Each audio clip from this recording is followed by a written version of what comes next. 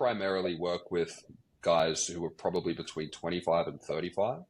And one thing that I have found very interesting is that if I take a guy who's, let's say, 25 years old and he's doing everything right, like eating right, sleeping right, moving right, everything perfectly, he generally has about the same testosterone level as a 65-year-old who is not looking after himself very well. That is correct. That is correct. That it tends to, yeah, exactly. And that, I think, is shaping and forming these guys in terms of not only their physiology, but also their identity. But it's also very much damaging their trajectory of life, because now they don't have this sense of bravery and courage and wanting to take a swing at life and, wanting to be fearless young men. They're wanting to be passive and avoidant and retreat inside.